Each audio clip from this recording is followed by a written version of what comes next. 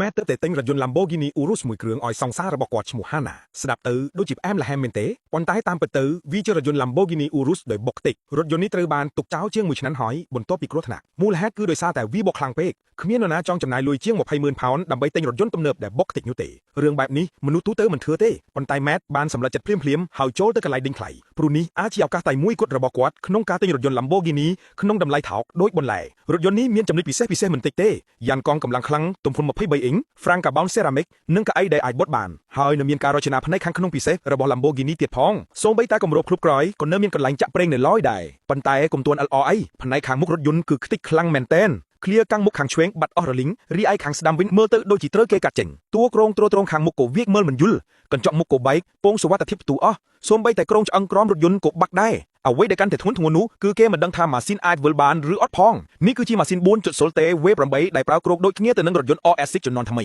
ប៉ុន្តែបំពង់បញ្ចូលខ្យល់ធ្វើពីជ័រដូច្នេះបំណែកដែលបាក់បែកអាចនឹងត្រូវបឺតចូលទៅក្នុងស៊ីឡាំងដូច្នេះមុនពេលម៉ែតរុះរើនម៉ាស៊ីនក៏ត្រូវតែសាកបញ្ឆេះវាសិនប្រសិនបើម៉ាស៊ីនខូចទាំងស្រុងការជួសជុលរថយន្តនេះគឺគ្មានន័យទេប៉ុន្តែ Hana ពិតជាចូលចិត្តរថយន្តនេះណាស់ដូច្នេះនាងជាអ្នកដំបូងដែលដោះគម្របម៉ាស៊ីនចេញពិនិត្យមើលតង់ចុងប្រព័ន្ធថាមពលរកមើលចំណុចសម្រាប់ឆក់អាគុយនៅក្រោមគម្របម៉ាស៊ីនព្យាយាមបើកគ្រប់ក្រោយដើម្បីពិនិត្យអាគុយពិតជាដូច្នោះមែនខាងក្នុងមានអាគុយ48វ៉ុលដល់ចម្លែកមួយប្រព័ន្ធបញ្ចូលខ្យល់ទាំងមូលរួមមានប្រអប់ខ្យល់តួប៊ីននិង intercooler ប៉ុន្តែគ្រឿងបន្លាស់ជាច្រើនមិនទាន់បានដំឡើងទេដូច្នេះទោះបីជាវាអាចបញ្ឆេះបានក៏ដោយក៏វាក៏គ្មានកម្លាំង turbo ដែរពេលនេះខ្យល់ដែលវាបឺតចូលនឹងចេញមកវិញតាមម៉ាស៊ីនគឺមិនដើរតាមផ្លូវត្រឹមត្រូវតាមទ្រឹស្ដីក្នុងស្ថានភាពបែបនេះរថយន្តគឺមិនអាចបញ្ឆេះបានទេប៉ុន្តែប្រសិនបើអាចធ្វើទៅបានវាគឺជាប្រភពល្អមួយបន្ទាប់មកពួកគេបន្តពួតបំពង់ដែលគាំងពិនិត្យមើលខ្សែភ្លើងនិងពេលវេលាដ៏សំខាន់ក៏បានមកដល់ Matt បានភ្ជាប់ឧបករណ៍